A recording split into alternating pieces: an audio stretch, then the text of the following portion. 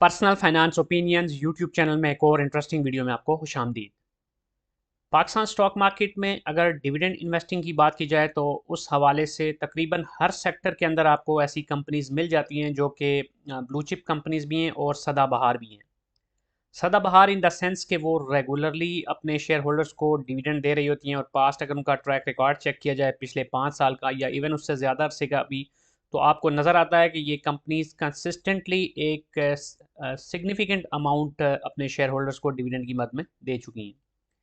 वैसे तो stock market में बहुत सारी ऐसी कंपनीज हैं, लेकिन शरिया कंप्लाइंट इंडेक्स में से 5 ऐसी कंपनीज का इस वीडियो में जिक्र किया जाएगा। उनके हवाले से डिटेल्स आपके साथ शेयर की जाएंगी जिनको मैं एवरग्रीन शेयर्स कंसिडर करता हूं। और अगर आप डिविडेंड इन्वेस्टिंग करते हैं लॉन्ग टर्म पर्सपेक्टिव के साथ, तो फिर आप इन कंपनीज को अपने पोर्टफोलियो के हवाले से मज़ीद इनके रिसर्च करके एनालिसिस करके कंसिडर कर सकते हैं और मोस्ट प्रोबेबली ये आपके पोर्टफोलियो में फिट इन हो रही होंगी। यहाँ आगे बढ़ने से पहले मैं ये चीज़ वाज़ेह कर दूँ कि ये जो डेटा आपके साथ शेयर किया जा रहा है, जो इन्फॉर्मेशन आपके साथ शेयर की जा रही है, ये एजुकेशनल पर्पस के लिए है और ज़रूरी नहीं कि जो कंपनीज़ मेरी नज़र में सूटेबल हैं वही आपके पोर्टफोलियो के लिए भी फिट इन हो रही हूँ। क्योंकि हर बंदे की जो रिस्क एपेटाइट होती है और जो इन्वेस्टमेंट की गोल होते हैं और जो स्ट्रेटजी होती है वो डिफरेंट हो सकती है। इसलिए हमेशा आप अपनी ड्यू डिलिजेंस करके फिर ही अपने पोर्टफोलियो के लिए कंपनीज़ को सेलेक्ट किया करें। अब इस लिस्ट में जो पहली कंपनी है वो है Meezan Bank Limited. Pakistan stock market में बैंकिंग सेक्टर में अगर बात की जाए तो 3 ही बैंक्स हैं जो कि शरिया कंप्लाइंट इंडेक्स का हिस्सा हैं और उनमें मीज़ान बैंक सबसे बड़ा बैंक है। मीज़ान बैंक की अगर कोर बिजनेस के हवाले से भी बात की जाए तो पाकिस्तान के अंदर इनका जो बैंकिंग का ओवरऑल नेटवर्क है वो बहुत तेज़ी से फैला है और इस्लामिक बैंकिंग की जो प्रोडक्ट्स हैं ख़ासतौर पे उसके हवाले से बहुत इनोवेटिव तरीके से इन्होंने अपने बिज़नेस को एक्सपेंड किया है और पाकिस्तान में तकरीबन हर जगह पे, हर शहर में, छोटे बड़े गाँव में, शहर में आपको कहीं ना कहीं इनकी ब्रांच नज़र आ रही होती है। और अगर हम स्टॉक मार्केट के हिसाब से बात करें तो वहाँ पर भी ये एक बड़ा ही ज़बरदस्त किस्म का शेयर है जहाँ पर आपको कंसिस्टेंटली पे आउट मिल रहा होता है। और इस मीज़ान बैंक की हिस्ट्री अगर आप देखें तो ना सिर्फ ये कि ये कैश डिविडेंड दे रहा होता है बल्कि इसने कई दफ़ा डिविडेंड बोनस शेयर्स भी दिए। ये वो कंपनी है जो दीगर बैंकिंग सेक्टर के शेयर्स की तरह इसका ईयर एंड भी दिसंबर में होता है। और अभी की अगर बात करें तो इस वक्त मीज़ान बैंक के शेयर की जो प्राइस है वो 246 रुपये पे है, बहुत हाई पे ट्रेड हो रहा है। और पिछले कुछ अरसे से जहां पाकिस्तान स्टॉक मार्केट में ओवरऑल हमने एक बुलिश ट्रेंड देखा तो उसमें बहुत सारी कंपनीज अच्छा खासा ऊपर गई हैं, तो उसमें मीज़ान बैंक भी शामिल है। अगर हम इसके पे आउट की बात करें तो फाइनेंशियल ईयर 2023 जो कि 31 दिसंबर 2023 को क्लोज हुआ था उसमें कुल मिला के 20 रुपये का डिविडेंड दिया मीज़ान बैंक ने। जबकि करंट फाइनेंशियल ईयर में चूंकि अब तक एक ही क्वार्टर का रिजल्ट अनाउंस किया मीज़ान बैंक ने, तो उसमें भी ये 7 रुपये का डिविडेंड अपने शेयर होल्डर्स को दे चुका है। इसके अलावा अगर हम पिछले 5 साल के पे आउट को देखें मीज़ान बैंक का, तो वहाँ पर बड़े ज़बरदस्त नंबर्स हमें देखने को मिल रहे हैं। 45 रुपये 50 पैसे इसने कैश डिविडेंड की बाद में अपने शेयर होल्डर्स को दिया। जबकि मुख्तलिफ जो ईयर्स हैं उसके अंदर ये बोनस शेयर्स भी अनाउंस करता रहा और कुल मिला के 45% बोनस शेयर्स भी ये पिछले 5 सालों में 2023 और उससे पहले के जो 4 साल हैं उसमें ये कुल मिला के अपने शेयर होल्डर्स को दे चुका है। अब अगर हम प्राइस मूवमेंट को देखें तो 5 साल की जो हाईएस्ट प्राइस है इसकी वो 246 रुपये 70 पैसे है। तो अभी जो प्राइस है वो 5 साल के हाईएस्ट के करीब तरीन है और जो हाई है पिछले 5 साल का वो भी अभी रिसेंट पास्ट में ही इसने टच किया है। जबकि 5 साल के लो की बात करें तो 59 रुपये 73 पैसे इसके 5 साल की लोवेस्ट प्राइस रही जो कि 2020 और 21 के बीच में रही।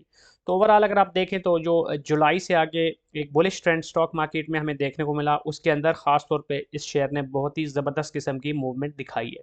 वैसे भी अगर पिछले फाइनेंशियल ईयर की बात की जाए तो उसमें पाकिस्तान के अंदर जो सबसे ज़बरदस्त रिजल्ट्स रहे वो बैंकिंग सेक्टर के ही रहे। तमाम बैंक्स ने बहुत अच्छी परफॉर्मेंस का मुजाहरा किया और उसमें मीज़ान बैंक भी एक मेजर कंट्रीब्यूटर है।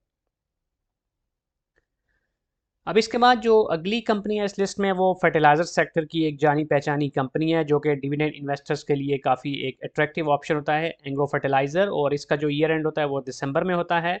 और पाकिस्तान में चूँकि बीइंग एन एग्रीकल्चरल कंट्री, यहाँ पर जो खाद है उसकी जो रिक्वायरमेंट है वो हमेशा से ही रहती है। ये अलग बात है कि मुख्तलिफ इकनॉमिक फैक्टर्स की वजह से गैस की प्राइसेस के हवाले से और फिर जो इंडस्ट्री को सब्सिडाइज्ड गैस दी जाती है उस हवाले से गवर्नमेंट की पॉलिसीज़ में रद्दोबदल की वजह से और रीसेंट जो फ्लड्स आए हैं और इस तरह के अवामिल की वजह से बहुत सारे नेगेटिव इम्पैक्ट्स भी आते रहते हैं इस सेक्टर के ऊपर। लेकिन ओवरऑल देखा जाए तो यूरिया और खाद की जो दीगर प्रोडक्ट्स हैं उसके हवाले से जो सेल्स हैं वो ज़बरदस्त हैं इस कंपनी की। और अगर स्टॉक मार्केट में प्राइस की बात की जाए तो इस वक्त ये 160 रुपये 38 पैसे पे ट्रेड हो रहा है, जबकि अगर पे आउट की बात करें तो जो लास्ट फाइनेंशियल ईयर था 2023 का, 31 दिसंबर 2023 को जो क्लोज हुआ उसमें इसने कुल मिला के ₹20.5 का डिविडेंड दिया अपने शेयर होल्डर्स को।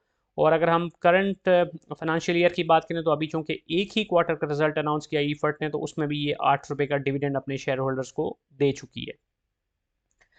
पिछले 5 साल की अगर परफॉर्मेंस देखें तो चूंकि ये कंसिस्टेंटली डिविडेंड पे करने वाला शेयर है, तो कुल मिला के ₹76.50 का डिविडेंड ये दे चुका है पिछले 5 सालों में अपने शेयर होल्डर्स को। और अगर शेयर की प्राइस मूवमेंट को आप देखें 2000 पिछले 5 सालों की, तो उसमें आप देख सकते हैं कि जो हाईएस्ट इसका रहा वो ₹176.99, जो अभी कुछ हफ्ते पहले इसने टच किया, जबकि 5 ईयर्स का जो लो है वो ₹52.06 है, जो कि तकरीबन 2020 और 21 के बीच में इसने लो लगाया था। तो ओवरऑल देखा जाए तो ये वो शेयर है जिसके अंदर एक कंसिस्टेंटली आपको कैपिटल गेन की अपॉर्चुनिटी भी मिल रही होती है, और साथ साथ एक रेगुलर डिविडेंड भी इसमें आपको मिल रहा होता है। और अगर जुलाई से आगे जो रैली आई थी स्टॉक मार्केट में उसमें आप देखें तो ये उन शेयर्स में से एक शेयर है जिसने बहुत ज़बरदस्त तरीके से इस पर्टिकुलर पीरियड के अंदर गेन किया। अब इसके बाद जो अगली कंपनी है इस लिस्ट में वो पावर सेक्टर में से है हपको, जो कि आईपीपीज़ में से एक बड़ा नाम है। और इसकी ख़ास बात यह है कि जो दीगर आईपीपीज़ की तरह इसमें भी जब आपको डिविडेंड मिलता है तो उसमें जो टैक्स की परसेंटेज होती है वो हाफ़ होती है कंपेयर टू अदर शेयर्स। और अगर हपको को ओवरऑल हम देखें तो पावर सेक्टर में एक ये बड़ा नाम है, अच्छी इसकी ग्रोथ है, और इसकी सब्सिडरीज भी अच्छा परफॉर्म कर रही हैं। और डिविडेंड के हवाले से बात की जाए तो ये बहुत अच्छे डिविडेंड्स वक्तन फ़वक्तन पे करता रहता है। ईयर एंड इसका जून में होता है, और अभी चूँकि मार्च तक का रिजल्ट आ चुका है, तो अब जून में जो रिजल्ट आएगा जून एंड का वो इसका एनुअल रिजल्ट होगा। जबकि प्राइस की बात करें तो इस वक्त ये ₹143.42 पे ट्रेड हो रहा है। पिछला जो एनुअल पे आउट था for the financial year which ended on 30 जून 2023, तो उसमें जो इसने पे आउट दिया था वो था ₹30 का। जब इस साल के अब तक के 3 क्वार्टर्स के रिजल्ट्स चूँकि ये अनाउंस कर चुका है ऑलरेडी, तो उसमें इसने ₹11.5 का डिविडेंड दिया है। तो इस लिहाज से देखें तो पिछले साल के मुकाबले में अभी इसका डिविडेंड काफ़ी कम है, तो ये भी एक पोटेंशियल एक्सपेक्टेशन बनती है शेयर होल्डर्स की कि जून के रिजल्ट के साथ मुतवक्के तौर पे एक अच्छा डिविडेंड आ सकता है। क्योंकि पिछले क्वार्टर के साथ जो इसने डिविडेंड दिया था वो सिर्फ ₹2.5 का था, और उससे पहले ₹8 का था, ₹9 का था गालिबन। तो अब देखना ये है कि इस क्वार्टर के रिजल्ट के साथ ये किस तरह का डिविडेंड अनाउंस करता है। पिछले 5 साल की बात करें तो इसका जो टोटल पे आउट बनता है वो है 48.5 यानी ₹48.5 का। और अगर हम इसकी प्राइस मूवमेंट देखें पिछले 5 सालों की, तो जो इसका हाई लगा वो ₹144.90, जो कि भी कुछ अर्सा पहले की ही बात है। अभी भी ये 5 साल के हाई के बहुत करीब है, जबकि 5 साल का जो लो है इसका वो है 58.53। तो यहाँ आप देख सकते हैं कि 2020 में एक इसके प्राइस 100 से ऊपर गई थी, लेकिन उसके बाद इसकी प्राइस नीचे आई, और बहुत लंबे अरसे तक इसकी जो प्राइस है वो 80 से नीचे ही ट्रेड होती रही। और 2023 के बाद जाकर जून 2023 है उसके बाद ही जाकर फिर इसकी प्राइस में एक बड़ा ब्रेकआउट आया, और प्राइस मूवमेंट हमें एक सिग्निफिकेंटली ऊपर देखने को मिली। इसके बाद जो अगली कंपनी है वो है सीमेंट सेक्टर में से बेस्टवे कंपनी लिमिटेड। आल्दो के ये वो शेयर नहीं है जिसके अंदर बहुत हैवी किस्म की ट्रेडिंग हो रही होती है, वॉल्यूम्स इसके बहुत ज़्यादा नहीं होते। लेकिन इसकी ख़ास बात यह है कि डिविडेंड के हवाले से अगर बात की जाए तो तकरीबन हर ही क्वार्टर के अंदर ये आपको डिविडेंड दे रहा होता है। और डिविडेंड इन्वेस्टिंग के पॉइंट ऑफ व्यू से ये वो उन शेयर्स में शामिल है जो कि इन्वेस्टर्स को कभी भी मायूस नहीं कर रहा होता। इसका भी ईयर एंड जून में होता है, और इस वक्त जो इसकी शेयर की प्राइस है वो ₹211 है।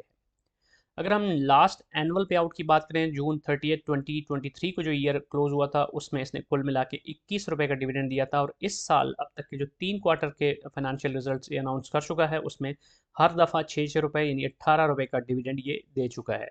तो अब जो कि जून का रिजल्ट भी आना है तो मुतवक्के तौर पर ये पिछले साल से भी बेहतर ओवरऑल डिविडेंड का हामिल शेयर बन जाएगा।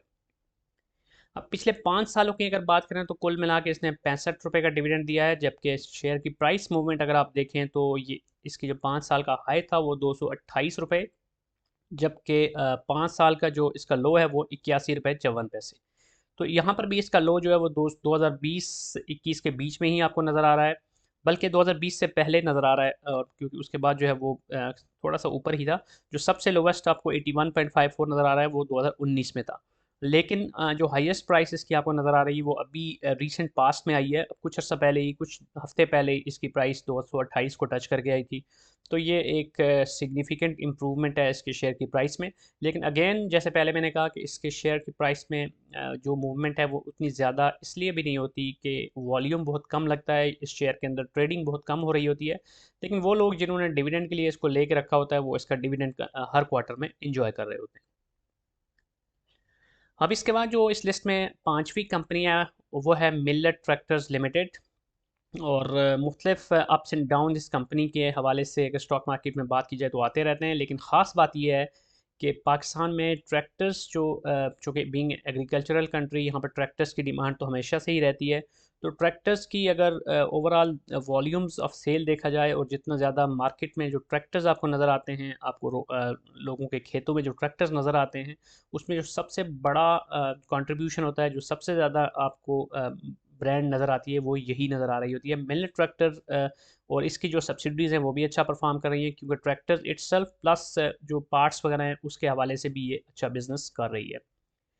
प्राइस की बात की जाए तो इस वक्त इसके शेयर की जो प्राइस है वो 632 रुपये 58 पैसे है। और अगर हम लास्ट एनुअल पे आउट की बात करें तो इसने 25 रुपये का कैश डिविडेंड दिया था for the financial year which ended on 30 जून 2023। और साथ साथ इसने 60% बोनस शेयर्स भी दिए थे। तो ये उन कंपनीज में से है जिसकी हिस्ट्री अगर आप देखें तो ये ना सिर्फ ये कि कैश दे रही होती है बल्कि बोनस शेयर्स भी दे रही होती है। अब करंट फाइनेंशियल ईयर में बात करें तो जो हाफ ईयरली रिजल्ट इसने अनाउंस किया था, दिसंबर का रिजल्ट जो था उसके साथ इसने 25 रुपये का डिविडेंड दिया था। जबकि ओवरऑल पिछले 5 सालों की अगर बात करें तो 325 रुपये का इसने कैश डिविडेंड दिया है और 165% बोनस शेयर दिए हैं। तो यहाँ से आप अंदाज़ा लगा सकते हैं कि 165% बोनस शेयर्स का मतलब है कि 100%, जिसके पास 100 शेयर्स थे, मतलब आप चूँकि परसेंटेज टर्म में देखें तो अगर 100% शेयर्स आपको मिलते हैं तो इसका मतलब है जितने आपके शेयर्स हैं वो डबल हो जाते हैं। तो ये उस लिहाज से देखें तो उससे भी कहीं ज़्यादा आपको शेयर्स मिलें। अब ये एक अलग बहस है कि बोनस शेयर मिलने से चूँकि शेयर की जो एक्चुअल डाइल्यूशन हो जाती है और शेयर की प्राइस नीचे आ जाती है, तो वो बहरहाल आपको यहाँ पर नज़र आएगी। और यहाँ आप देख भी सकते हैं कि शेयर की प्राइस 1298 रुपये 75 पैसे को भी इसने टच किया 2021 और 22 के बीच में।